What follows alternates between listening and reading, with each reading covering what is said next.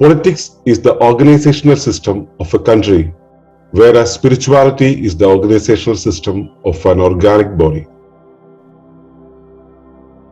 ശുദ്ധമായ ആത്മീയത രാഷ്ട്രീയമാണ്.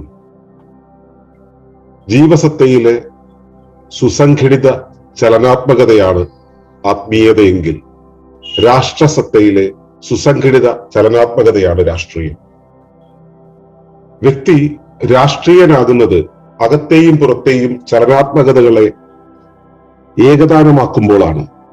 പലപ്പോഴും അകത്തുനിന്നും പുറത്തേക്കുള്ള നോട്ടത്തിലും ഇടപെടലിലും മാത്രമേ നാം രാഷ്ട്രീയത്തെ അഥവാ സുസംഘടിത ചലനാത്മകതയെ കാണാറുള്ളൂ. എന്നാൽ ഈ അകംപുറം ബന്ധമോ നൈരന്തര്യമോ തിരിച്ചറിഞ്ഞവർ വിദൂരതയിൽ പരതുന്നതിനു പകരം തന്റെ കൈവശമുള്ള ദിശാവളയത്തിൽ ശ്രദ്ധ കേന്ദ്രീകരിക്കുന്നു. അതിന് ബഹുത്വമാനം കൽപ്പിക്കുന്നവർ അഥവാ മഹായാനികൾ സമാജത്തെയും കൂടെ കൂട്ടുന്നു. അവരുടെ അറിവും പ്രയോഗവും വിശിഷ്ട രാഷ്ട്രീയമാണ്. ഒരുപക്ഷെ നമ്മെ പോലുള്ളവർ കണ്ടെത്തുന്ന കാലുഷ്യങ്ങൾ എങ്ങുമുണ്ടായിട്ടും വ്യവസ്ഥ വീഴാതെ ഇന്നും അതിജീവിച്ച് മുന്നോട്ടു പോകുന്നത് ഈ വിശിഷ്ട രാഷ്ട്രീയത കൊണ്ടായിരിക്കും.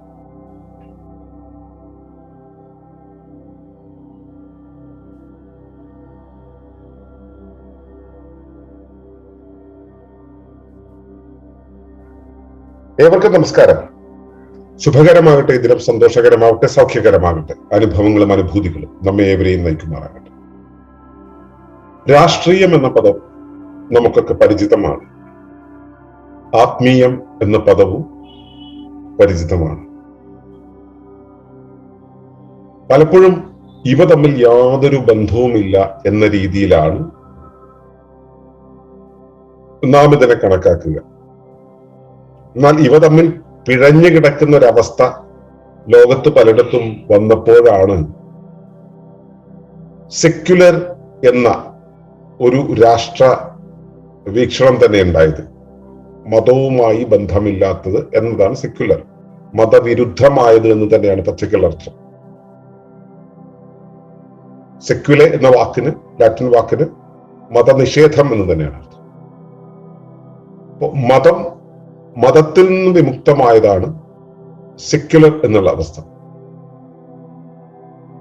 അപ്പോ ആത്മീയത മതവുമായി ബന്ധമുണ്ടോ എന്നും മതത്തിന് ആത്മീയതയിൽ ഊന്നിയ ഒരു അവസ്ഥയാണോ ഉള്ളതെന്നുള്ളതൊക്കെ തർക്ക വിഷയങ്ങളാണ്. അതവിടെ ഇരിക്കട്ടെ.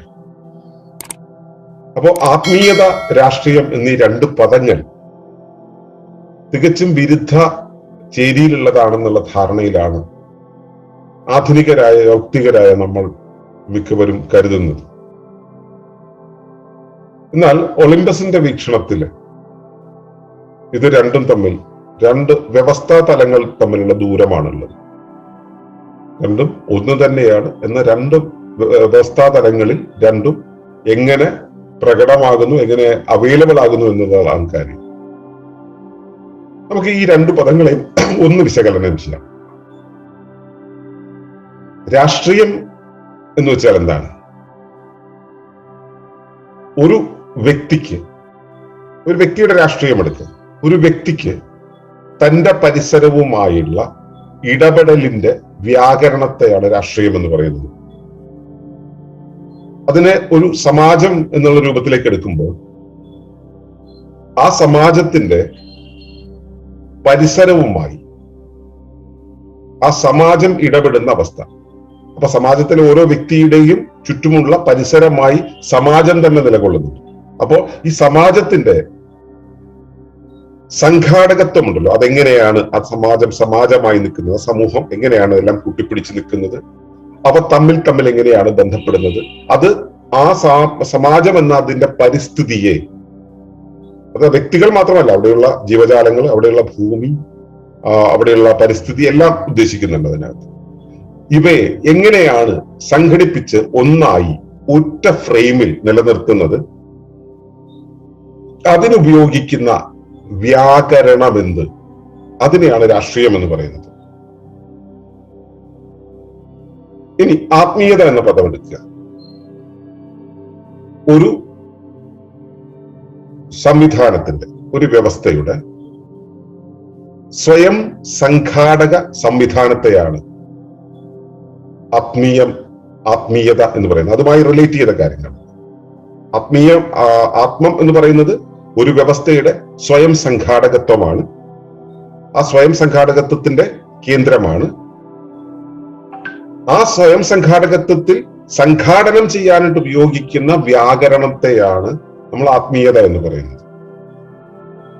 അപ്പോ വ്യക്തിക്ക് അകത്ത്, വ്യക്തിയിൽ അല്ലെങ്കിൽ ഒരു സത്തയിൽ, ഒരു വ്യവസ്ഥയിൽ, ജീവസത്തയിൽ അതിനെ സംഘടിപ്പിക്കുന്നതിന്റെ വ്യാകരണത്തെ ആത്മീയത എന്ന് പറയുമ്പോൾ, ഒരു രാഷ്ട്രത്തെ സംഘടിപ്പിക്കുന്ന സംവിധാനത്തെ നമ്മൾ രാഷ്ട്രീയം എന്ന് പറയുന്നു വലിയൊരു അർത്ഥത്തിൽ. ജീവസത്തയിലെ സുസംഘടിത ചലനാത്മകതയാണ് ആത്മീയതയെങ്കിൽ രാഷ്ട്രസത്തയിലെ സുസംഘടിത ചലനാത്മകതയാണ് രാഷ്ട്രീയം എന്നത്. വ്യക്തി രാഷ്ട്രീയനാകുന്നത് അകത്തെയും പുറത്തെയും ചലനാത്മകത എന്ന് വെച്ചാൽ ഡൈനാമിസം, ചലനാത്മകതകൾ ഏകദാനമാക്കുമ്പോഴാണ്. ഓക്കെ, പലപ്പോഴും അകത്ത് നിന്ന് പുറത്തേക്ക് ഉള്ള നോട്ടത്തിലും ഇടപെടലിലും മാത്രമേ രാഷ്ട്രീയത്തെ കാണാറുള്ളൂ, അല്ലെ? നമ്മുടെ ഇതാണ് എന്റെ രാഷ്ട്രീയം എന്ന് പറയുമ്പോൾ നമുക്ക് അകത്ത് നിന്നും പുറത്തേക്കുള്ള നോട്ടത്തെയാണ് നമ്മൾ രാഷ്ട്രീയം എന്ന് പറയുന്നത്. എന്നാൽ ഈ അകംപുറം ബന്ധമോ നൈരന്തര്യമോ തിരിച്ചറിഞ്ഞവർ വിദൂരതയിൽ പരതുന്നതിന് പകരം, രാഷ്ട്രീയം എന്ന് പറയുന്നതിന്റെ ഒരു അവസ്ഥയെ വിദൂരതയിൽ നോക്കുന്നതിന് പകരം തന്റെ കൈവശമുള്ള ദിശാവളയത്തിൽ ശ്രദ്ധ കേന്ദ്രീകരിക്കുന്നു. ആരാണ് ഇതിനെയൊക്കെ നിയന്ത്രിക്കുന്നത്? ആരാണ് ഇതിനെയൊക്കെ കാണുന്നത്? ആരാണ് ഇതിനെയൊക്കെ അനുഭവിക്കുന്നത്? നമ്മൾ എങ്ങോട്ട് പോകണമെന്ന് തീരുമാനിക്കുന്നത് ആരാണ്? അത് നമ്മളാണ്. നമ്മുടെ ദിശാവളയമാണ്. ഈ ദിശാവളയത്തെ ശ്രദ്ധ കേന്ദ്രീകരിക്കുന്നു, നമ്മളിൽ ശ്രദ്ധ കേന്ദ്രീകരിക്കുന്നു. അതിന് ബഹുമാനത്വം, അതിന് ഒരുപാട് ഡയമെൻഷൻസ് ഉണ്ട്. എന്റെ അകത്ത് മാറുമ്പോൾ എന്റെ ചുറ്റുപാടും മാറുന്നു. എന്റെ ചുറ്റുപാടിൽ ഉണ്ടാകുന്ന ഓരോ ചലനവും എന്നെയും ബാധിക്കുന്നു. പിന്നെ ഞാൻ എന്നുള്ള സത്ത ഞാൻ മാത്രമല്ല, അത് എന്റെ വശത്തുമുള്ള സമൂഹത്തിലെ, സമാജത്തിലെ അംഗങ്ങളും കൂടെ ചേർന്നതാണ് എന്ന് കൽപ്പിക്കുന്നവർ. എന്നുവെച്ചാൽ ഞാൻ മാത്രമല്ല, എന്റെ ചുറ്റുപാടുമുള്ള എല്ലാം അതിനോട് ചേർന്നതാണ് എന്ന് കൽപ്പിക്കുന്നവർ ഈ കാഴ്ചയിൽ, എന്റെ അകത്തു നിന്നും പുറത്തേക്കുള്ള നോട്ടത്തിൽ, ആ പുറത്തുള്ള സംവിധാനത്തിന്റെ സംഘാടകത്വത്തിൽ സുസംഘടിതമായിട്ടുള്ള അവസ്ഥയെ കണക്കാക്കുമ്പോൾ അതിന് സമാജത്തെയും കൂടെ കൂട്ടുന്നു. അവരുടെ അറിവും പ്രയോഗവും വിശിഷ്ട രാഷ്ട്രീയമാണ്. കേവലം ഞാനും എന്റെ ചുറ്റുപാടും തമ്മിലുള്ള ബന്ധം എന്നുള്ള രൂപത്തിലോ, എന്റെ ചുറ്റുമുള്ള വസ്തുക്കളുടെ പരസ്പരം കൂട്ടിപ്പിടിപ്പിക്കാനുള്ള ഒരു സംവിധാനം എന്നുള്ള രൂപത്തിലോ അല്ല അവർ രാഷ്ട്രീയത്തെ കാണുന്നത്. അവർ രാഷ്ട്രീയത്തെ കാണുന്നത് സമാജത്തെ മൊത്തത്തിലാണ്. തന്റെ അകത്തു നിന്നും അത് തുടങ്ങണമെന്ന് വിചാരിക്കുന്നവരിടത്തു നിന്നാണ്. നമ്മുടെ ഉള്ളിൽ, നമ്മളെപ്പോലുള്ള ആളുകളൊക്കെ നമ്മുടെ ഉള്ളിൽ കണ്ടെത്തുന്ന ഒരുപാട് കാലുഷ്യങ്ങളുണ്ടല്ലേ, ടർബുലൻസ് ഉണ്ട്, ഒരുപാട് ടെൻഷൻ ഉണ്ട്, സ്ട്രെസ് ഉണ്ട്, ഒരുപാട് പ്രക്ഷുബ്ധതകളുണ്ട് നമുക്ക്. ഇതൊക്കെ എല്ലാ വ്യക്തികളിലുണ്ട്, എല്ലായിടത്തുമുണ്ട്. എന്നിട്ടും ഈ വ്യവസ്ഥ വീഴാതെ നിൽക്കുന്നത്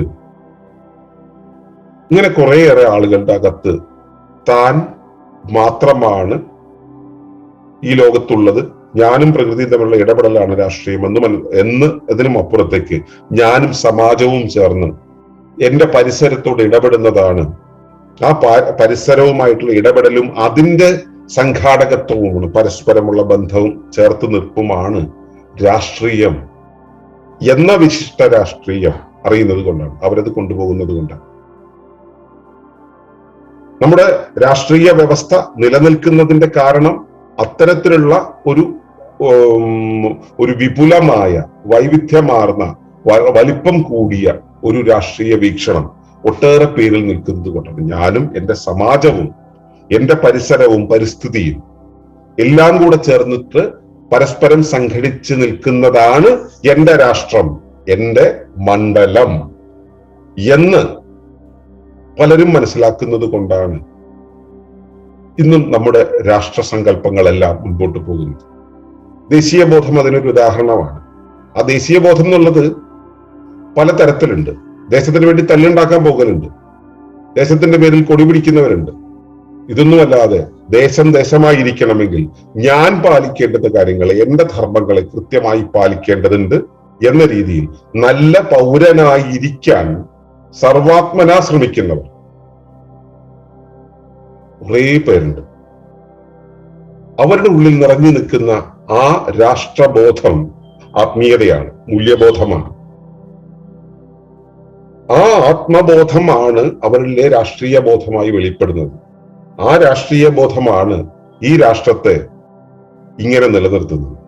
അല്ലാതെ നിയമങ്ങൾ കൊണ്ടോ പോലീസും പട്ടാളവും കൊണ്ടോ ഒരു രാഷ്ട്രവും നിലനിൽക്കില്ല.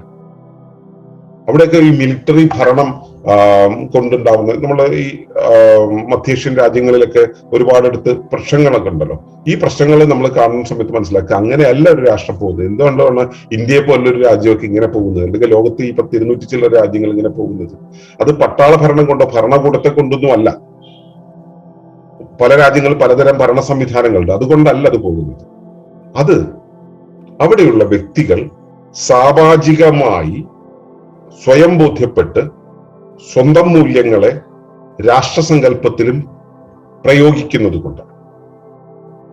രാഷ്ട്രത്തിലുണ്ടാകുന്ന ചലനങ്ങൾ സ്വന്തം ആത്മത്തിന്റെ ഭാഗമായി കരുതുന്നത് കൊണ്ടാണ്.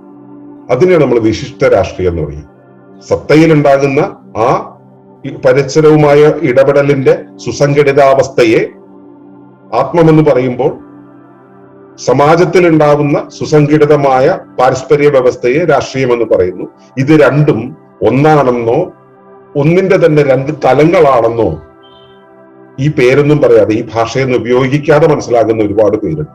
അവരുടെ ഉള്ളിലുള്ള ആ വിശിഷ്ട രാഷ്ട്രീയ സങ്കല്പം കൊണ്ടാണ് ഇന്നും രാഷ്ട്രങ്ങൾ നിലകൊള്ളുന്നത്. അത്തരത്തിലുള്ള ഒരു പൗരബോധം നമ്മുടെ കമ്മ്യൂണിറ്റിക്ക് സുസ്ഥിര ജീവന സമൂഹം എന്ന പേരിൽ ഒരു ഇക്കോ വില്ലേജ് ഉണ്ടാക്കാൻ ഒരുങ്ങുന്ന സമയത്ത് നമ്മുടെ കമ്മ്യൂണിറ്റിക്ക് ഉണ്ടായിരിക്കണം.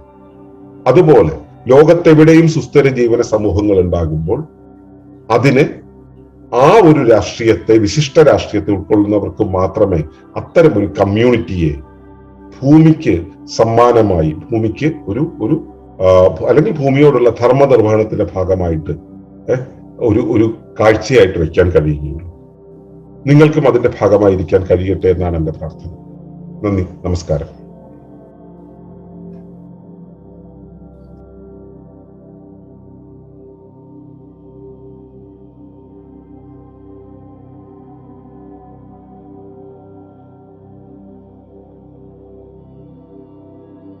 തിരികെ വരാം.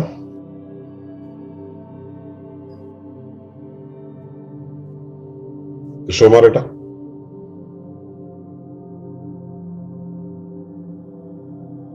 മൈക്കൊന്ന് ഓൺ ചെയ്യണം. നമസ്കാരം. ഇന്നത്തെ സുഭാഷിതത്തിൽ വളരെ കോംപ്ലക്സ് ആയിട്ടുള്ള, മനസ്സിലാക്കാൻ അല്പം പ്രയാസമുള്ള ഒരു വിഷയമാണ് കൈകാര്യം ചെയ്തത്. അത് കുറെയൊക്കെ മനസ്സിലായി തോന്നുന്നു. അതിൽ ആത്മബോധവും രാഷ്ട്രീയ ബോധവും അതിനെ വിശകലനം ചെയ്ത് സംസാരിച്ചു. ഒരു വ്യക്തിയുടെ സ്വയം സംഘാടകത്വമാണ്, അതിൻ്റെ വ്യാകരണമാണ് ആത്മീയത. അതിനെ കുറെ കൂടി വിപുലമായി സമൂഹത്തിലേക്ക് വ്യാപിപ്പിക്കുമ്പോൾ അത് രാഷ്ട്രീയം, ഒരു വ്യക്തിക്ക് തന്നെ ആത്മീയതയും രാഷ്ട്രീയ ബോധവും ഒന്നിച്ചു കൊണ്ടുപോകാൻ, ആത്മീയ ബോധവും രാഷ്ട്രീയ ബോധവും ഒന്നിച്ചു കൊണ്ടുപോകാൻ പറ്റും എന്നാണ് മനസ്സിലാക്കിയത്.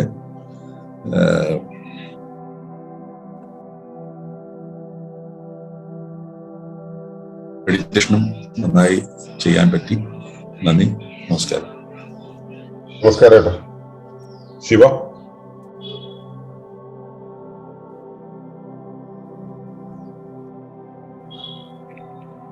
നമസ്കാരം എല്ലാവർക്കും. ഇന്നത്തെ സുഭാഷിതത്തിൽ ഒരുപാട് കഠിനമായ വാക്കുകളായിരുന്നു. പക്ഷെ ഞാൻ കുറെ കാലമായിട്ട് ഇതിലൂടെ സഞ്ചരിക്കുന്ന കാരണം ഒരുവിധം മനസ്സിലാക്കാനും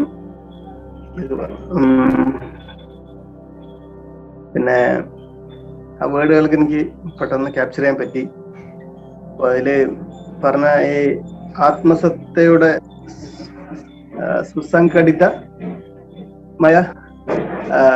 ചലനാത്മകതയെ നമ്മൾ ആത്മീയത എന്നും രാഷ്ട്രസത്തയുടെ ചലനാത്മകതയെ നമ്മൾ രാഷ്ട്രീയമെന്നും പറയും എന്നുള്ള കാര്യം അതൊക്കെ എനിക്ക് പെട്ടെന്ന് എനിക്ക് ഉള്ളിൽ കയറി. എന്തായാലും ശ്രദ്ധിക്കുക. പിന്നെ ഇപ്പൊ ഒരു ഒരു പൗരനെ വേണ്ടത് നമ്മുടെ അകത്തും പുറത്തുമായിട്ടുള്ള ഒരു കണക്റ്റഡ്നെസ്, അതായത് നമ്മള് ആ ഒരു എല്ലാത്തിനുമായിട്ടുള്ള ആ ഒരു ബഹുമാനത്വത്തിലൂടെ കാണുമ്പോൾ മാത്രമാണ് അവർക്ക് അങ്ങനെയുള്ളവരായിരുന്നു നമ്മുടെ ഭാരതീയർ, അല്ലെങ്കിൽ എല്ലാ ആത്മീയരും. അതുകൊണ്ടാണ് ഈ എല്ലാ രാജ്യങ്ങളിലും ഇപ്പോഴും ആ രാഷ്ട്രീയത നിലനിൽക്കുന്നത് എന്ന കാര്യം കൂടി മനസ്സിലായി. പക്ഷെ എനിക്കല്ല ഇതിൽ വന്ന ഡൗട്ട്, ഒരു സമയത്ത് നമ്മുടെ ഭാരതത്തിൽ കംപ്ലീറ്റ് ഇൻവേർട്ടേഴ്സ് വന്നിട്ട് മൊത്തം നശിപ്പിച്ചിട്ട് കംപ്ലീറ്റ് ഒരു 100 വർഷം 150 വർഷം നമ്മളെ ഇപ്പോഴും ഏട്ടന്റെ ഭാഷയിൽ ഇപ്പോഴും അവരുടെ കൺട്രോളാണ് സ്റ്റിൽ. ഒരു സമയത്ത് ഏറ്റവും കൂടുതൽ ആത്മീയതായിട്ടുള്ള രാജ്യമായിരുന്നു നമ്മുടെ ഈസ്റ്റ്.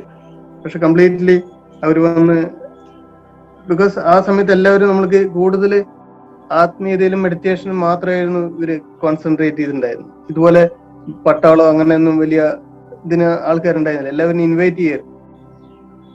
അതുകൊണ്ട് ഈ ഒരു കാരണം കൊണ്ട് മാത്രം നിലനിൽക്കില്ല. അതും പട്ടാള ഭരണവും ഇല്ലെങ്കിൽ ആ ഒരു ബൗണ്ടറി എങ്ങനെ നിലനിർത്തും എന്ന് എന്റെ ഒരു ചോദ്യം.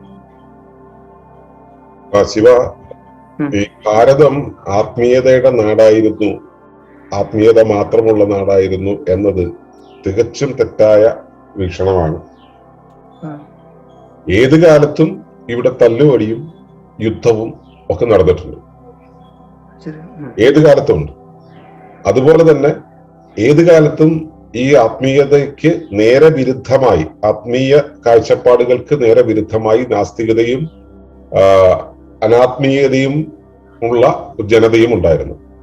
അതിന്റെ പെർസെന്റേജ് ഇന്നത്തെ പെർസെന്റേജിൽ മാറ്റമൊന്നുമില്ല.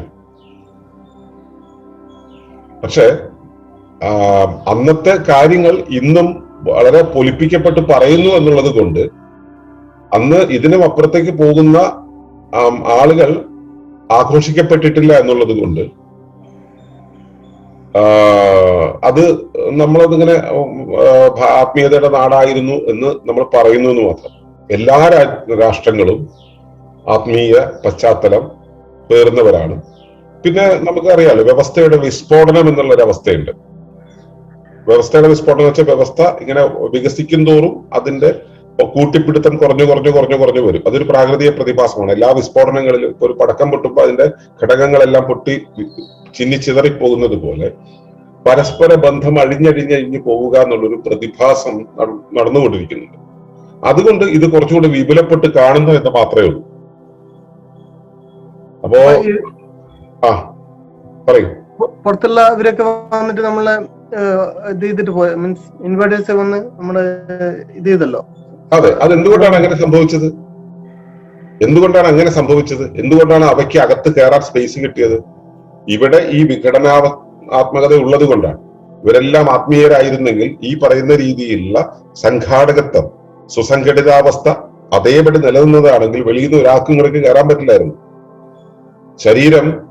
നമ്മുടെ ശരീരം സുസംഘടിതമായി മാത്രം നിൽക്കുന്ന ഒരവസ്ഥയാണെങ്കിൽ, എന്നുവെച്ചാൽ 100% ആരോഗ്യത്തിൽ നിൽക്കുകയാണെങ്കിൽ വേറൊന്നിനും അകത്ത് കയറാൻ പറ്റില്ല. ശരീരം അപ്പം റിജക്ട് ചെയ്യും. അപ്പോ അന്ന് ഏത് കാലത്ത് ഇവിടേക്ക് ഏതെങ്കിലും തരത്തിൽ ഇൻവേഷൻ നടന്നോ, ആ നടന്ന കാലത്ത് ഇവിടെ ഈ ഒരു ഓപ്പണിംഗ് എന്ന് വെച്ചാൽ പ്രതിരോധാവസ്ഥ ഉണ്ടായിരുന്നു എന്നാണ് മനസ്സിലാക്കേണ്ടത്. അതുകൊണ്ടാണ് അവർക്ക് ഇങ്ങടേക്ക് കയറാൻ പറ്റിയത്. അവർ യുദ്ധം ചെയ്ത് തോൽപ്പിച്ചത് അങ്ങനെ വെറുതെ കയറി യുദ്ധം ചെയ്ത് തോൽപ്പിച്ചതൊന്നുമല്ല. ഇവിടെ തുറവയുള്ളത് കൊണ്ടാണ് അവർ വന്നു കയറിയത്.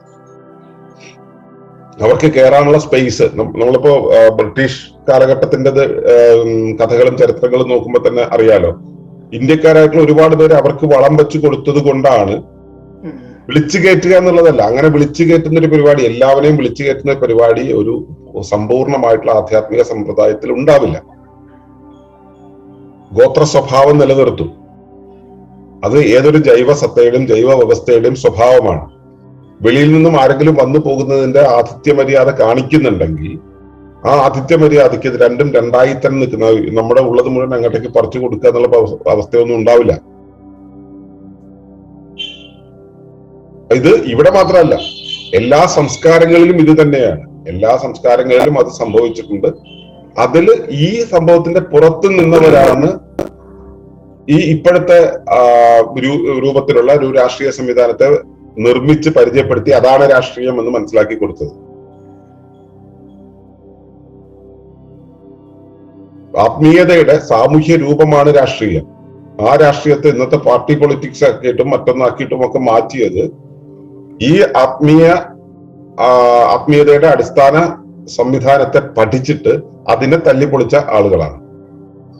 അവർ പുതിയൊരു സിസ്റ്റം, അവർക്ക് ഫേവറബിൾ ആയിട്ടുള്ള വേറൊരു സിസ്റ്റത്തെ അവർ ഇംപ്ലിമെന്റ് ചെയ്തത്. അതാണ് ഇവിടെ നടപ്പിലാകുന്നത്. അങ്ങനെയാണ് അധിനിവേശങ്ങൾ ഉണ്ടായതുകൊണ്ട്. അല്ലാതെ നമ്മുടെ കൈബലം കുറഞ്ഞത് കൊണ്ടല്ല, നമ്മുടെ അകത്ത് വിള്ളൽ ഉണ്ടായിരുന്നത് കൊണ്ടാണ് അത് സംഭവിച്ചത്. Okay, thank you. ഓക്കെ ചേട്ടാ. എല്ലാവർക്കും നമസ്കാരം.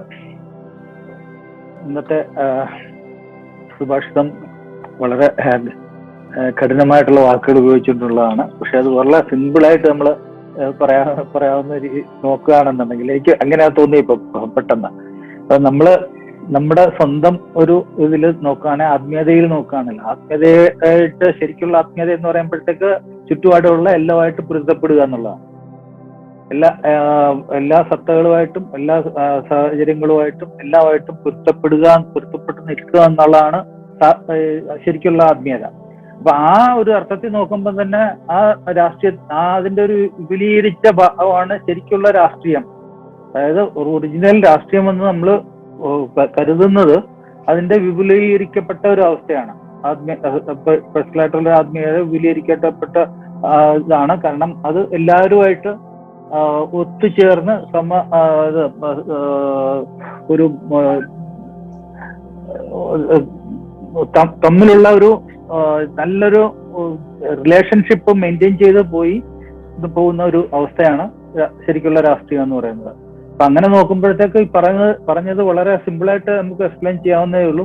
അകത്തുള്ള രാഷ്ട്രീയവും പുറത്തുള്ള രാഷ്ട്രീയവും ആത്മീയതയും പുറത്തുള്ള ആത്മീയതയും എല്ലാം ഒന്ന് തന്നെയാണെന്നുള്ളത്. പക്ഷെ നമുക്ക് സംഭവിച്ചതെന്ന് പറഞ്ഞാൽ നമ്മുടെ ചരിത്രത്തിൽ അതിനെ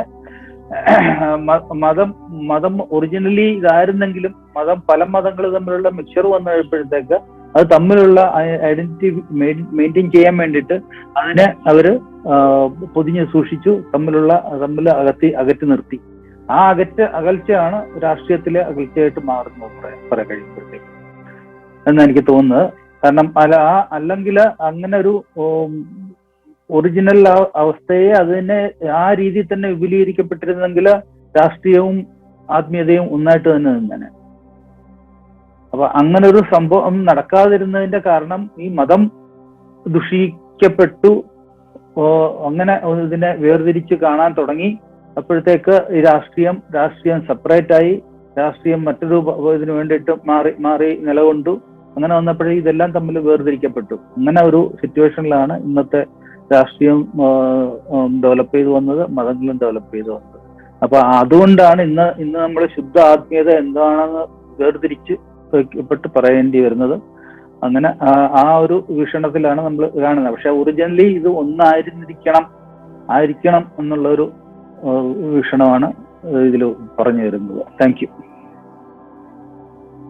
അതെ, ഇത് രണ്ടും ഒന്ന് തന്നെ ആയിരുന്നു. കാരണം ഇപ്പൊ ഗോത്രങ്ങളില് ഗോത്രത്തലവന്മാര് ആത്മീയതയും രാഷ്ട്രീയവും ഒരുമിച്ച് കൊണ്ടാണ് മുമ്പോട്ട് കൊണ്ടുവന്നത്. ആ ഗോത്രത്തിന്റെ നിലനിൽപ്പിനെയും അതിന്റെ പ്രവർത്തന സംവിധാനത്തെയും തലവന്മാര് കൊണ്ടുപോയിരിക്കുന്നത് ആത്മീയതയെ കണക്ട് ചെയ്തുകൊണ്ടാണ്, അല്ലെങ്കിൽ ആത്മീയമാക്കിക്കൊണ്ടാണ്.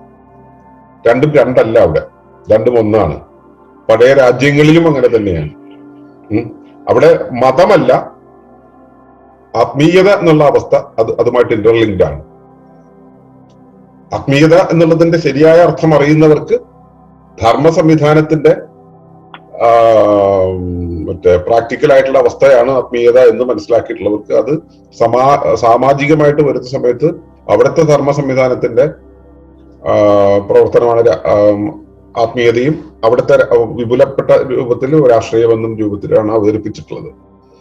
പിന്നീടാണ് അത് മാറിയത്. ഈ പറഞ്ഞതുപോലെ നന്നായി.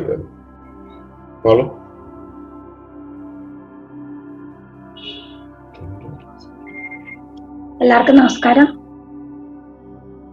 ഇന്നത്തെ സുഭാഷിതം ശുദ്ധമായ ആത്മീയത രാഷ്ട്രീയമാണ് എന്നുള്ള വിഷയമായിരുന്നു. അപ്പോ രാഷ്ട്രീയം എന്ന ഒരു വാക്ക് എനിക്ക് ഒരുപാട് കാലത്തേക്ക് മനസ്സിലാവാത്ത ഒരു കാര്യം ഉണ്ടായിരുന്നു. അതിനൊരു ശരിയായിട്ടുള്ള നിർവചനം സത്യത്തിൽ നിർവചനത്തിന്റെ രൂപത്തിൽ മനസ്സിലാകുന്ന ഭാഷയിൽ എനിക്ക് കിട്ടിയത് ഒളിമ്പസിൽ നിന്ന് തന്നെയാണ്. അപ്പോ ഒരു വ്യക്തിയിലെ ആ ജീവനെ തന്നെയാണ് അയാളുടെ ആത്മീയത എന്ന് പറയുന്നത്. അതുപോലെ ഒരു സമൂഹത്തിന്റെ ജീവനെയാണ് അതിന്റെ രാഷ്ട്രീയം എന്ന് പറയുന്നത് എന്നാണ് ഞാൻ ഇന്ന് മനസ്സിലാക്കിയത്. അതായത് ഇന്നത്തെ വിശദീകരണത്തിലൂടെ എനിക്ക് ചുരുക്കമായിട്ട് പറയാനുള്ളത്. അപ്പോ ഒരു വ്യക്തി ജൈവമാകുന്നത് അതിന്റെ ചുറ്റുപാടുമായിട്ട്, അത് നിലനിൽക്കുന്നത് എവിടെയാണോ അവിടവുമായിട്ട് പൊരുത്തപ്പെട്ട് നിൽക്കുമ്പോഴാണ്. എല്ലാ തരത്തിലും ഇപ്പൊ നമ്മൾ പറയുന്നുണ്ട് ശരീരം മാത്രമല്ല, നമ്മൾ കാണുന്നത് മാത്രമല്ല, അതിന് പ്രതിഭാസത്തിൻ്റെതായിട്ടുള്ള ഒരു വശമുണ്ട്. അതുപോലെ മനസ്സ് എന്നൊരു വശമുണ്ട്, അതിന് ചൈതന്യത്തിൻ്റെതായിട്ടുള്ള ഒരു വശമുണ്ട്. അപ്പൊ ഇതെല്ലാമായിട്ടും നമ്മൾ പൊരുത്തമാകുമ്പോഴാണ് നമ്മൾ ആ ജീവൻ എന്നുള്ളൊരു അവസ്ഥയുടെ ആ ധർമ്മം പൂർത്തീകരണം, അല്ലെങ്കിൽ നമ്മളായിരിക്കുന്നത് അപ്പോഴാണ്. ആ ജീവൻ എന്നുള്ളത് പൂർണ്ണമായ ഒരർത്ഥത്തിൽ മുന്നോട്ട് പോകുന്നത് അപ്പോഴാണ്.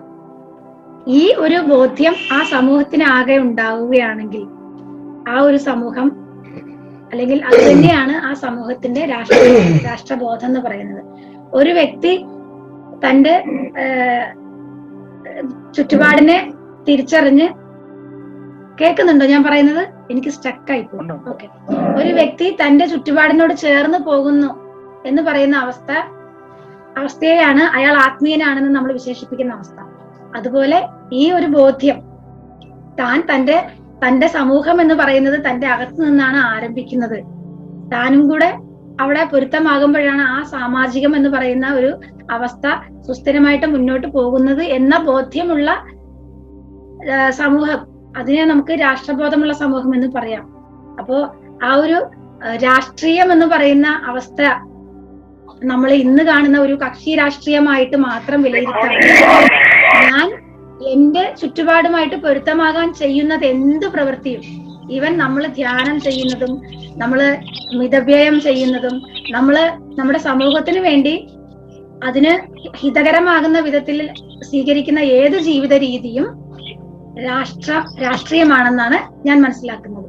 അപ്പോ നമ്മള് അനാവശ്യമായിട്ടുള്ള സമൂഹത്തോടുള്ള, നമ്മൾ അവരനോടുള്ള അനാവശ്യമായിട്ടുള്ള ഇടപെടൽ അത് നമ്മൾ ഒഴിവാക്കുകയാണെങ്കിൽ നമ്മൾ രാഷ്ട്രബോധമുള്ളവരാണ്, നമ്മുടെ ആ പ്രവൃത്തി രാഷ്ട്രീയമാണ് എന്ന് നമുക്ക് വിലയിരുത്താമെന്നുള്ളതാണ്. അങ്ങനെയാണ് എനിക്ക് ഇന്നത്തെ ഒരു, അല്ലെങ്കിൽ ഇതുവരെയുള്ള ആ ഒളിമ്പസിന്റെ പഠനത്തിലൂടെ മനസ്സിലായിട്ടുള്ളത്. അപ്പോ നാം പാലിക്കേണ്ട കാര്യങ്ങൾ പാലിച്ചു പോകുന്നുണ്ടെങ്കിൽ അത് തന്നെയാണ് നമ്മുടെ അകത്തുള്ള ഏറ്റവും വലിയ ദേശീയത, അതല്ലെങ്കിൽ രാഷ്ട്രീയത എന്ന് പറയുന്നത്. അപ്പോ നമ്മൾ എന്താണ് പാലിക്കേണ്ടതെന്നുള്ളത് ഇപ്പൊ നമ്മൾ പാലിക്കുന്നില്ല. പക്ഷെ നമ്മൾ എന്താണ് പാലിക്കേണ്ടതെന്ന് മനസ്സിലാക്കിയ, അല്ലെങ്കിൽ യുക്തിപരമായിട്ട് നമ്മൾ പഠിച്ചു വന്ന കാര്യങ്ങൾ നമ്മളിപ്പോ പാലിച്ചു വരുന്നു എന്നുള്ളതാണ്. അപ്പോ ആ യഥാർത്ഥത്തിൽ നമ്മൾ പാലിക്കേണ്ടത് എന്താണെന്ന്, പ്രകൃതിയോട്, നമ്മുടെ ചുറ്റുപാടിനോട് പാലിക്കേണ്ട ആ ധർമ്മം പാലിക്കുന്നത് തന്നെയാണ് യഥാർത്ഥത്തിലുള്ള ആത്മീയത എന്നുള്ളത്, അല്ലെങ്കിൽ യഥാർത്ഥത്തിലുള്ള രാഷ്ട്രീയത എന്ന് പറയുന്നത്. അപ്പൊ ഇത് രണ്ടും ഒന്ന് തന്നെയാണ് എന്നുള്ളത് കൃത്യമായിട്ട് എനിക്കിന്ന് ബോധ്യപ്പെട്ടു എന്നുള്ളത്, അല്ലെങ്കിൽ അത് വിശദീകരിക്കാൻ എനിക്ക് സാധിക്കുന്നു എന്നുള്ളതാണ്. അപ്പോൾ വളരെ നല്ലൊരു വിശദീകരണമായിരുന്നു. അതിലെ ടേംസ് ഒന്നും എന്നെ ബുദ്ധിമുട്ടിച്ചില്ല, കാരണം കുറെ കാലമായിട്ട് കേൾക്കുന്നതാണ്. അതുകൊണ്ട് പക്ഷെ അതിലെ സത്ത എന്താണെന്ന് എനിക്ക് കൃത്യമായിട്ട് മനസ്സിലായി എന്നുള്ളതാണ്. അപ്പോ ആ ഒരു വ്യാകരണം, എല്ലാത്തിനെയും ചേർത്ത് നിർത്തുന്ന ഒരു വ്യാകരണം, അത് നമുക്ക് എല്ലാവർക്കും മനസ്സിലാകട്ടെ എന്ന് പ്രാർത്ഥിക്കുന്നു. വളരെ സന്തോഷമുണ്ട്. നന്ദി, നമസ്കാരം. നമസ്കാരം. ഇവിടെ ഈ പോസ്റ്റർ ഈ അവതരണത്തിന് തൊട്ടു മുമ്പാണല്ലോ ഞാൻ കാണുന്നത്. അപ്പോ എനിക്കതിലെ വാചകങ്ങൾ എന്താണെന്ന് തന്നെ മനസ്സിലാക്കാനും അതിന്റെ സീക്വൻസ് മനസ്സിലാക്കാനുള്ള സമയം കിട്ടിയില്ല. ഞാൻ എഴുതിയതാണെങ്കിലും ഇത് വർഷങ്ങൾക്ക് മുമ്പ്, 5 or 8 വർഷങ്ങൾക്ക് മുമ്പ് എഴുതിയതായതുകൊണ്ട് എനിക്ക് അതിന്റെ വാചകങ്ങളിൽ എന്താണ് പറഞ്ഞിരിക്കുന്നത് എന്ന് ഫോളോ ചെയ്യാൻ എനിക്ക് പറ്റിയില്ല. അതുകൊണ്ട് ഞാൻ അവിടെ കിടന്നൊന്ന് വട്ടം ചുറ്റി എന്നുള്ളതാണ്. കാരണം ഈ ടൈം ഫ്രെയിമിനകത്തത് പറയണമല്ലോ, അതുകൊണ്ട് പറ്റിയതാണ്. നേരത്തെ സംഭവം എനിക്ക് കുറച്ചു നേരം മുമ്പേ അയച്ചു കിട്ടിയെങ്കിലും ഞാൻ പണ്ട് എഴുതിയത് എന്താണെന്നുള്ളത് എനിക്ക് റിട്രീവ് ചെയ്തെടുക്കാൻ സമയമെടുത്തു. അതിന്റെ പ്രശ്നമാണ് ആ വാചക കസർത്ത് ഉണ്ടായിരുന്നത് എന്നുള്ളതാണ് കാര്യം. ഓക്കെ, എന്താണെങ്കിലും എല്ലാവർക്കും അത് ബോധ്യമായി, കാര്യങ്ങൾ ബോധ്യമായി എന്നുള്ളത് വലിയ കാര്യം. എന്താണെങ്കിലും ഇന്നത്തെ നിരൂപണങ്ങൾ നന്നായിരുന്നു. നമുക്ക് നിരൂപണങ്ങൾ ഇവിടെ അവസാനിപ്പിക്കാം. നന്ദി, നമസ്കാരം.